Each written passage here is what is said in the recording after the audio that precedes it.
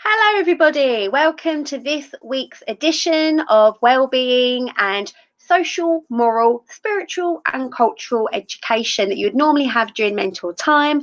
I am your host, Miss Marable. So I'm just going to share my screen with you so you can see what we are going to be speaking about today. And today I've decided to focus on stress. So recently, guys, we've been doing a lot of kind of citizenship based activities, looking at the wider world, looking at human rights.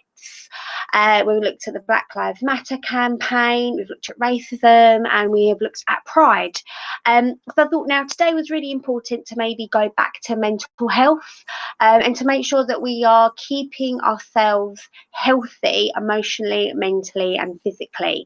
So today I've decided to do it on coping with stress. This is also the last SMSC of this year. So I wanted to kind of really flag some important resources that you can turn to during this kind of summer break. Now, I know, guys, at the moment it is so difficult. We don't really know. We can't go back to normal and have normal school life at the moment. We're just kind of waiting and seeing, and everything is dependent on the health of our country. So the things that we're having to kind of deal with are quite stressful.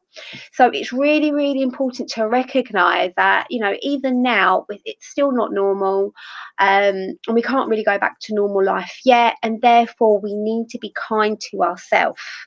It doesn't mean that we don't have to do work. I mean, I'm still having to get up every weekday and sit down, get myself focused, and I'll be honest with you, sometimes I find that hard, especially if I'm feeling tired. I'm feeling quite tired today, but when you are feeling that way and you're feeling a bit don't stress yourself out even more.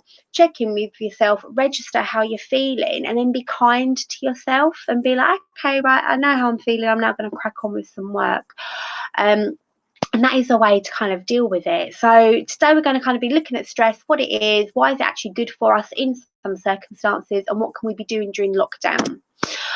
So first of all, what is stress? I've stolen this from Mental Health First Aid England, and as you know, we are mental health first aiders at Ormiston Rivers. So guys, stress is the body's response when it senses danger, and we all experience stress and we do need it to function. But when our stress interferes with our lives, it can become a problem, and too much stress for too long can make us feel really unwell.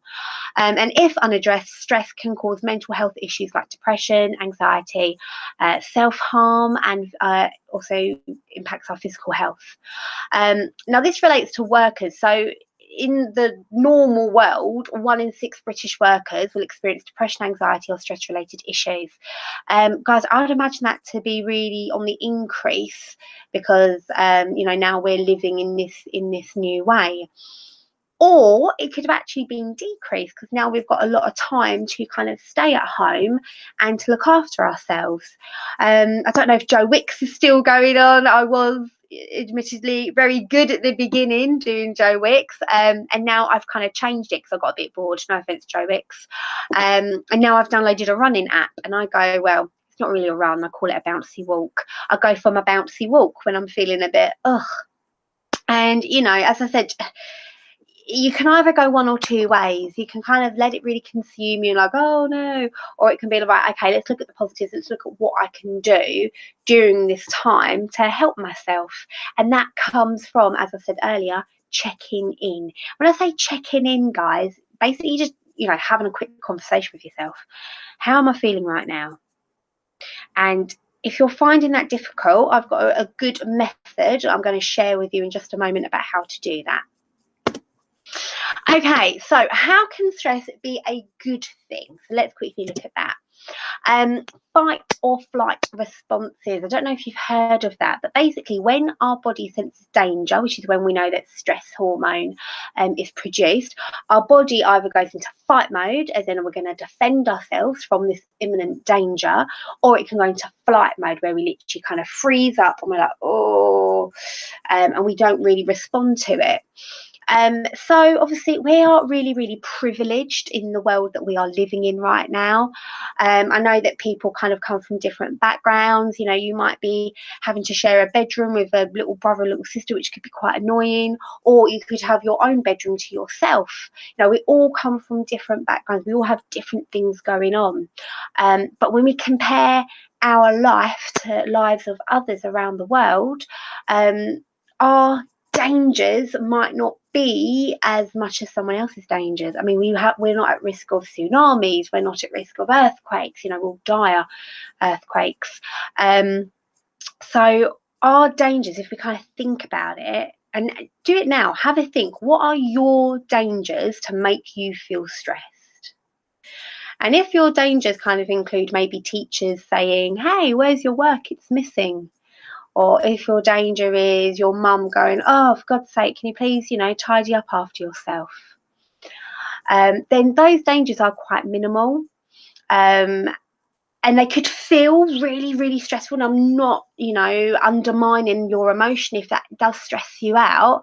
But it's about finding ways to then overcome that and realise, you know, is that really, am I actually in danger from doing my work? Am I actually in danger from clearing up after myself? Now, say you are in a household where you could be actually in danger. I don't know, big brother might get a bit angry, or big sister might get a bit angry, and I don't know, take their frustration out by punching a wall and getting, ah, yeah, that is a real danger because there's physical harm there. And with that, you are right to kind of be like, oh, right, okay, what am I going to do now? And, you know, of course, depending on the situation, but hopefully you would go and tell a trusted adult, you know, if it is, a sibling who's really, really struggling. Or it could be a parent that's really struggling, or a carer who is really, really struggling. Because, guys, we're all human. I mean, I'm a 30-year-old woman, and I still need to be looked after from time to time. So even though parents, you know, you're meant to have it together, sometimes they need a bit of help as well. And that is fine, and that is normal, and that's being human. But it's about knowing what to do in that situation, which we're going to talk about. So guys, what happens to the body? We're going to look at acute stress response. So there's an increased blood flow to the brain, increased production of oh God, I can't say these words now, epinephrine and dopamine, which help to facilitate cognitive performance. So those are the chemicals within your brain that are being sparked by the senses that you're being able to see.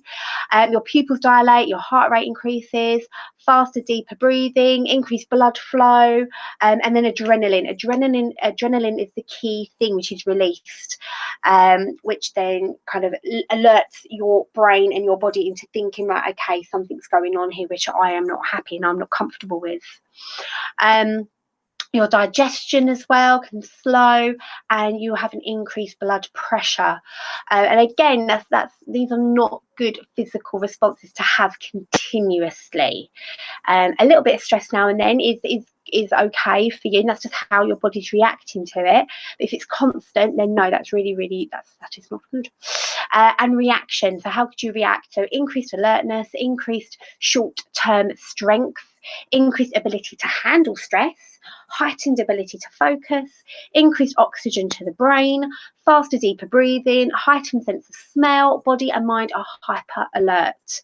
Now, other responses as well can include perspiration, muscle tension, saliva production decreases, your metabolism speeds up, you can have inflammation as well, blood flow from the skin surface is diverted to larger muscle groups and the brain, because you're kind of preparing your body to do something about this kind of danger that you're sensing.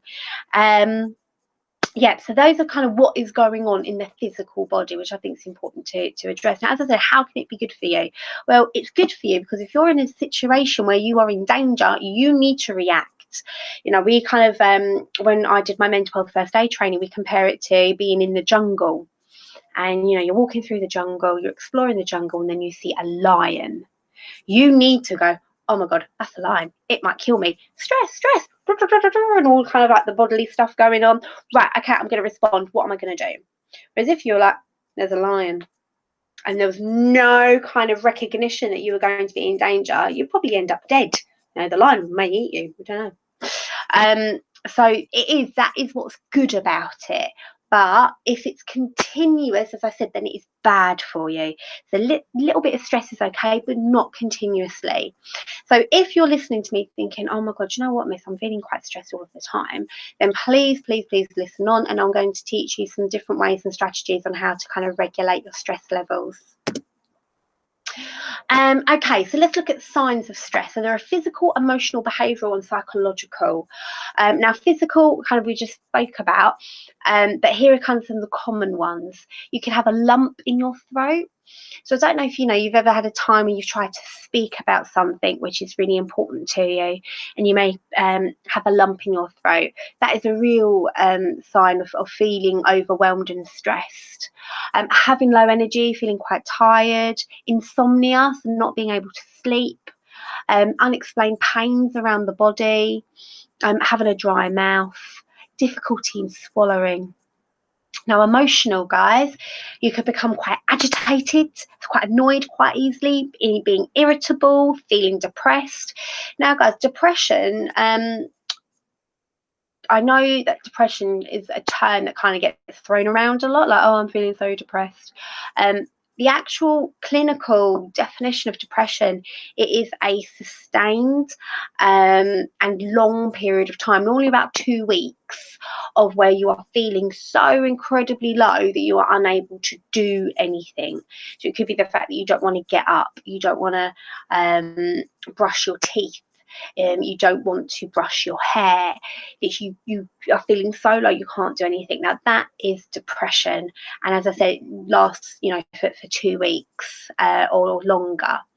Now, you can have moments when you're feeling really low, and again, that is normal. We're not meant to be happy all of the time.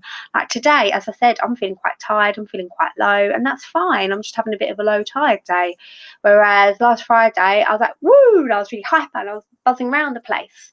And it's because we're human beings, guys. We are emotional and psychological humans, so we're not going to be constant all the time. But depression, as I said, if it's long and sustained to the point where you can't do anything, that's depression. You've got loneliness, low self-esteem, so thinking that you're not good enough, having mood swings, difficulty to relax. Now, with behavioural stuff, constant anxiety, so constant worrying, racing thoughts, not being able to really, just clear your head and just focus on something. Being forgetful, being disorganized, inability to focus, poor judgment, and increased pessimism. So, not being optimistic, not looking on the bright side, but again, feeling quite low. Now, psychological, it could be fidgeting and pacing, procrastination. So that means basically doing stuff to not really do the things that you need to do. So an example of procrastinating would be going on social media for hours on end and not actually getting on with your maths work. It could be substance abuse. Now, guys, we know that obviously drinking alcohol at home with the permission of your parents and it only being a little bit is okay. That is legal. But if you are drinking alcohol without parental consent, without them knowing, if you are smoking, if you are taking illegal drugs, then that is all really unhealthy and dangerous for you. And I would definitely tell somebody, a trusted adult, if you are doing those things. Nail biting, increased isolation, relationship issues. Now, when I say relationship issues, it's not like boyfriend and girlfriend, or if you're gay, boyfriend, if you're lesbian, girlfriend. It can be relationship with mum, relationship with brother. And I think, living with siblings, I know certainly for my sisters, we take our anger out on each other.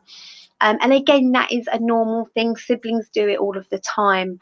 But when you're living together during lockdown, and it's not like you can easily, have some time away from one another by going to school and, being in different classes, that can be really, really difficult. So again, it's about recognizing that we've got to stick together and think about others as well as ourselves. Think Jesus. Love thy neighbour as thyself. If you wouldn't like it done to you, then don't do it to others. Love Jesus. Okay, so avoiding responsibility, so avoiding your work, and unbalanced appetite, so maybe eating loads and loads and loads at a time. So those are just some of the signs of stress. And if you can pick any of those out in yourself, then don't worry. It's not like, oh my God, I'm clinically stressed. You know, that's not the case at all. Stress is, as I said, is a normal bodily reaction. It's a normal mental health condition. And as long as we're looking after our stress, recognizing it, and then doing things to try and help it, then that's fine, guys. And you're doing a really, really, really great job. And if you're not doing it at the moment, then start doing it now with what I'm about to teach you. And if you've got, as I said, parents or, you know, grandparents who could be feeling a bit stressed or feeling any of this, if you can see it in anybody else, offer them some support, offer them some advice as well. My nan, I was on the phone to her, she was feeling really low, and I gave her some advice on how to, you know, see things in a different way. It's really helped her. Okay, so as I said earlier, I said about checking in with yourself, and if you're finding that really difficult to actually think about how do I feel, use this thermometer. Now, this is the anxiety thermometer, but you can apply it to feeling stressed, feeling depressed, feeling really happy, and feeling really cheerful. You know, it's not, doesn't got to be all doom and gloom. So basically, number one is normally you're feeling balanced. And when I'm saying feeling balanced, it's kind of like calm, there's no kind of heightened or overwhelming emotion. Whereas 10 is the absolute top that you can go. 10 is, I need some help here, I'm really not okay. So number one, if you start at the bottom there, it is calm and content. Number two, I'm fine. Number three, I'm a little uneasy. Number four, I have noticeable worrying thoughts or stressing thoughts or low thoughts. Number five, so it's in the middle, feeling unfocused and stressed. You know, you're not okay, you're not perfect, you're not horrendous, but you recognise there's something that's not feeling okay. Number six, trouble thinking clearly, feeling physically uncomfortable. Number seven, repeatedly thinking about a problem. Number eight, feeling overwhelmed. Number nine, feeling very anxious and difficult to function. And number 10, feeling extremely anxious. So guys, what we could do with stress, we can swap out anxious and put for number 10, extremely stressed, unable to function. Number 9, very stressed, difficult to function. And that's what you got to think about. Am I okay? Am I feeling balanced? Can I do certain things? If it's a case of, you know, oh my God, I can't even bring myself to do something, then, you know, you'd be on the top end of the scale. And then it is your responsibility as well as your trusted adult's responsibility to do something about it. So let's say, for example, let's compare it to having a headache. If you have a headache, what would you do? Me personally, I would take paracetamol, ibuprofen. I'd have a big glass of water. It could be the fact that I'm dehydrated. Actually, to be fair, I'm kind of backing away now from using paracetamol and ibuprofen. I'm doing a lot of breathing exercises because I've learned that your breathing technique has a lot to do with how you're feeling physically. So yeah, I'd maybe go and take myself off, do meditation, drink loads of water, maybe go and get some fresh air. Exercise a little bit, and if it still hasn't gone, I might then, you know, take some paracetamol and ibuprofen. Of course, if you are year 7 or year 8 or year 9, year 10, whoever, check with your parents and carers before you do so. But then that's the same thing with stress and anxiety. You know, these are emotions, they are mental health conditions, and just like a physical health condition, you would have certain things that you would do to make yourself feel better. And this is what we're talking about. Okay, so one thing that you need to be doing is talking about how you're feeling. And again, people find that really, really difficult. So if you can't talk to somebody, write it down. Get a piece of paper or get the notes on your phone up and just start to write. And if you feel like you can't write about how you're feeling, then just start off with something really basic about your day. So it could be, it's Monday the 6th of July. I have woken up at 7 o'clock. When I woke up, I went and had a shower. I brushed my teeth. and I had scrambled egg on toast for breakfast. So you just start there. And then go to these sentence starters. How did you feel when you woke up? I felt all right. I felt pretty okay. And I wish I had more time in bed. I need more scrambled egg on toast because I'm always hungry. I hope that people are going to be okay during lockdown. Yeah, and just use these, and they can start to kind of develop about how you're feeling about certain things. Now, if of course you get to a point where you're like, oh God, I feel like I need some help here, share it with a trusted adult. Now, choosing a trusted adult is really, really important. If you feel like maybe mum's feeling a little bit low at the moment, go talk to dad. Or if you're not living with, mum or dad, whoever you're living with, guys, your auntie, or the person who's looking after you at that time, who is the adult and who's there to help and protect you. Now, of course, if you're in a situation where you feel like none of the adults can help and protect me, then of course you can turn to us as a school, and this is why we're here also, because we are also your trusted adults. I am your trusted adult. You can email me, you can email Wellbeing or Ormiston Rivers Academy, but it's really important that if you are feeling stressed and you don't know what to do about it, and therefore it's getting in the way of completing work and things like that, that you are getting the things off of your chest. And I've had to do this a few times, guys. I now wake up every day and I journal. I write in my diary about how I'm feeling. It's really, really helped me to kind of focus during this time. Okay, now there's loads of stuff about ways to manage stress, but I'm going to share with you the Childline website. I love Childline. I think their website is wicked.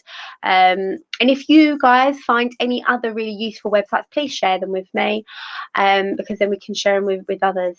So we've got ways to manage stress. Meditate or practice deep breathing. Remember, belly breathing in through the nose.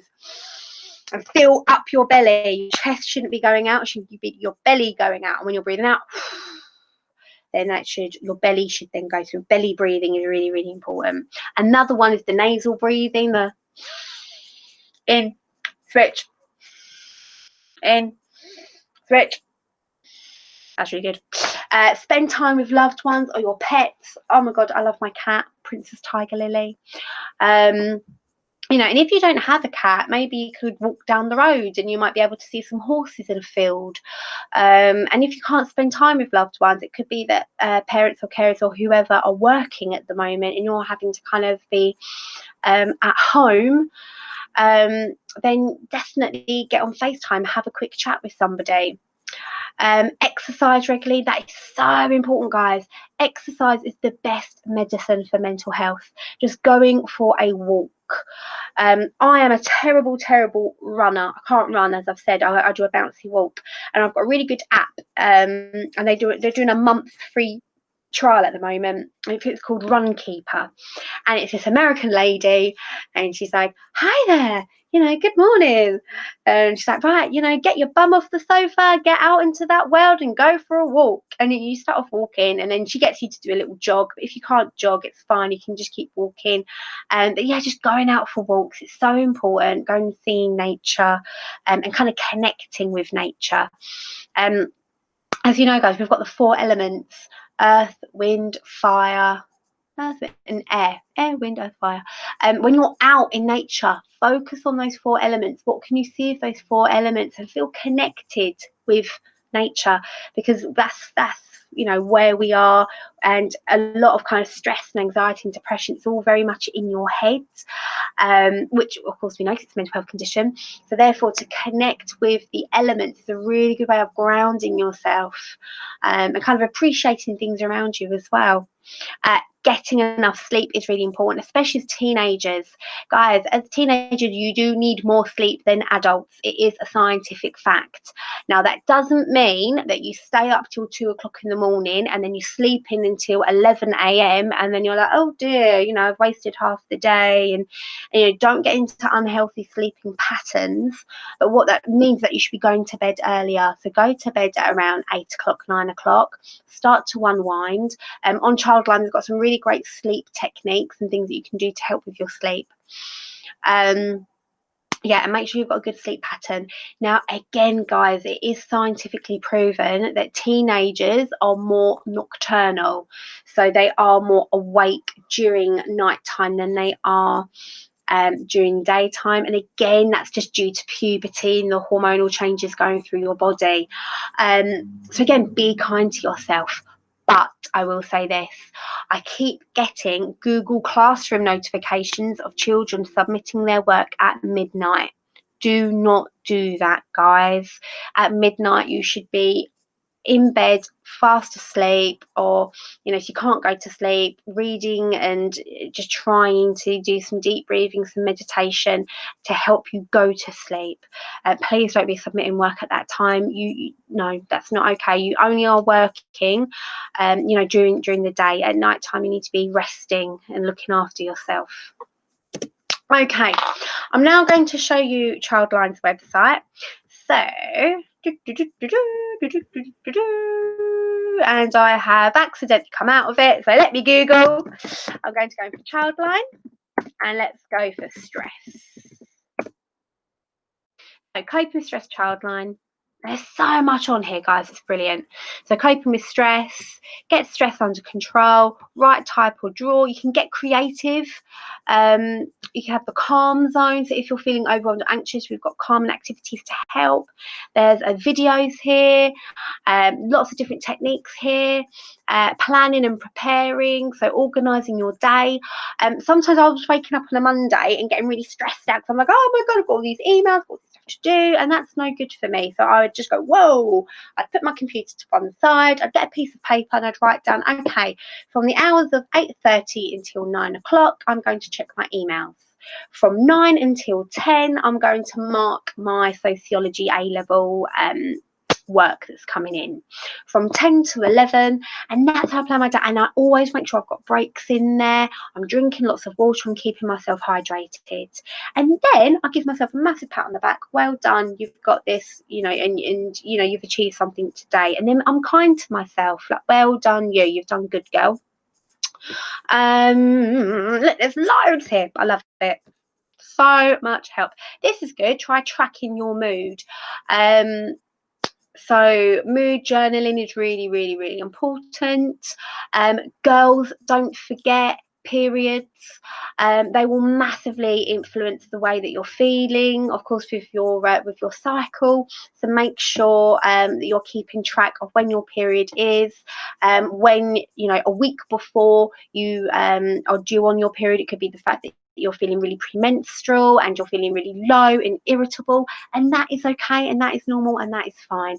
But you just go, right, I'm in a terrible mood today, I'm just gonna make myself a healthy lunch, I'm gonna have lots of water, I'm gonna keep myself to myself maybe today because I'm feeling really low, I'm not gonna bite on anybody, and just try to remain focused. Now, I'm not saying in any way that if you're on your period, you should just lock yourself away. No. I'm just saying that if you're feeling, quite, then don't feel like you need to push yourself to be really, really bubbly and sociable, because that's not going to help you in the long run. It could do, though. It could lift up your moods a little bit. Sometimes when I'm feeling really low, I will get on the phone to a friend because I know that she'll be able to cheer me up. And then we're like, hey, we have fun. But again, it's about checking in with you and what works with you. And it is so individualized. So I can't sit here and say, oh, you should do this to make you feel better, because everyone's different. Instead, I can give you different avenues and advice and how to seek support and help if you need it. Loads. I love it. Love Childline. Right, back to my PowerPoint. Now, I don't know if you've seen, guys, but there is something called Chat Health, which is run by the NHS. Students, you can text this number. Parents, you can also text this number. So if you are feeling like you need to talk to the school nurse. Now, the school nurse can help you with so many different things, guys, and here are some of them. Emotional health, relationships, self-harm, bullying, alcohol, healthy eating, drugs, smoking. And it's run by the Essex Child and Family Wellbeing Service and is available 9 a.m. until 5 p.m. Monday to Friday. And get your phones out. This is the number. So it's 07520615731. And not only that, guys, I've got lots of different information here as well about where you can go for help and advice. Actually, I'll quickly show you this one here. This is a website I've just been made aware of, and I've asked Mrs. Baker to share it on the Facebook page. It's essexgethelp.uk. So if I just click on that, it's going to bring me to this website. And it says find support groups, local services and resources to help you cope during coronavirus. So what do you need help with? Understanding coronavirus, managing and coping with anxiety, education and learning, managing and coping with change, maintaining healthy relationships, separation and loss, staying active. Okay, so let's say, for example, I want to manage coping with change. You know, I'm not happy with everything going on. I'm finding it really difficult to work from home. I'm going to click on that. Who do you need this help for? I am a young person. I don't know, I'm in year 9 and I'm finding it really difficult to get motivated. And then I'm going to click see results. Woohoo! Okay, so I've got loads of stuff here, loads of things that they recommend. Chat health, which is what I was just talking about, guys. Loads. Look, stuff to help you. So that's that one there. I also wanted to bring your attention to the school website. So if you just type in here, almostriversacademy.co.uk, I need to kind of make this a bit bigger. I don't know what's gone on with this. Might just be my computer. But if I am a student, I'm going to click on students, and I'm going to go down to wellbeing and mental health, or wellbeing and student support, sorry. So I'm going to click on that, and that will bring me to this page. Wellbeing. You've got all the achievement directors, and obviously for this year, so I do know, obviously understand Mr. Wiggs has left, but obviously this is for this year. Our wellbeing teams, obviously we're mental health first aiders, my beautiful face there, and you've got the SSAs and the lovely Miss Goodfellow. And if you scroll all the way down, guys, it says what can you do if you need to talk. Now this is all very school centred, like you can drop in and talk to the wellbeing warriors, so ignore that because unfortunately that's not happening at the moment. If you scroll down, you will see the wellbeing newsletter.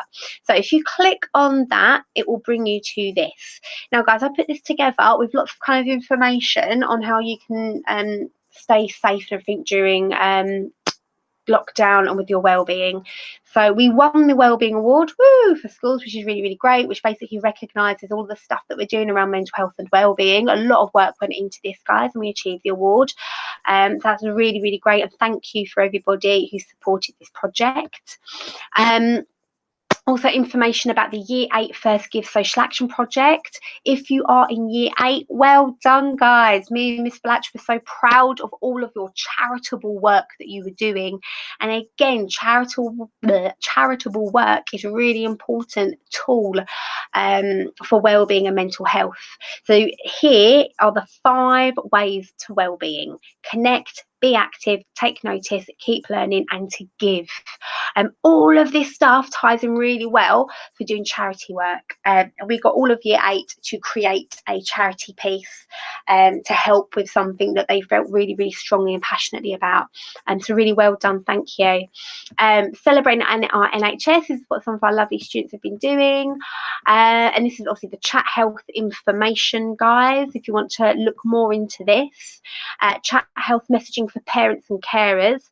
So again, you can text that. Now there is a Aura's Wellbeing and Mental Health Google Classroom code. So if you'd like to be part of that classroom, then please join using that code there. And how can you cope when feeling angry? So there's an anger management thing there.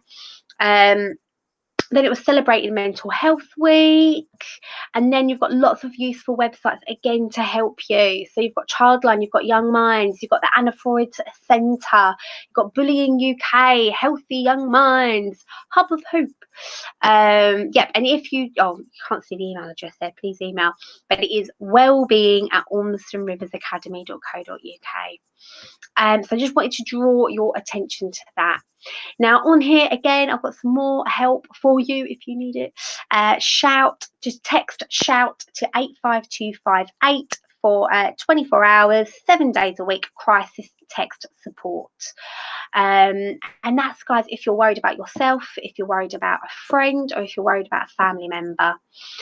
Childline, of course, this is for under 19s, even sixth formers. I know it says Childline, it's a whole thing, it's called Childline, but it is for under 19s, and I think it's really, really wicked. And it's free support, it's confidential, you can talk to therapists and counsellors online if you need to.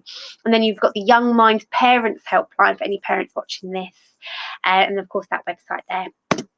So that is my little stress and well-being update for you all. Where do I get back here? Where am I? There we go. Stop presenting. Now, thank you so much for listening. If you need any help, please email wellbeing@ormestonriversacademy.co.uk. And of course, guys, if you are in imminent danger, you always call 999 if you feel like somebody is really, really at risk. But I just needed to put that in there.